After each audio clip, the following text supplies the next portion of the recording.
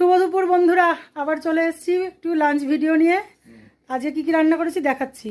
এই যে আজকে হাঁড়িতে ভাত করেছি আর পেঁপে সিদ্ধ দিয়েছি। এটা হচ্ছে লোটে মাছের চপ করেছি আজকে একটু, মানে পকোড়া। আর তার সঙ্গে যে লঙ্কা নিয়ে নিয়েছি আমার জন্য। আর এই শীতকাল বলে একটু স্পেশাল তরকারি আমার জন্য পাতলা করে।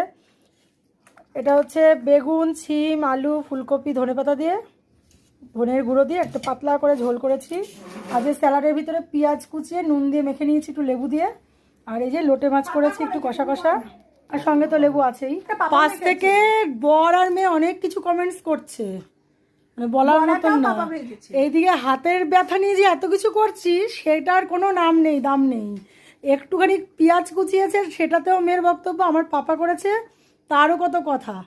আর এই যদি পুরো রান্নাটা করতো তাহলে তো মানে আমার কি বলবো। আর তা যাই হোক, বেশি আর বাড়াচ্ছি না। চলো তোমরাও খাওয়া দাওয়া করো, আমিও করি। চলো টাটা, শুভ দুপুর।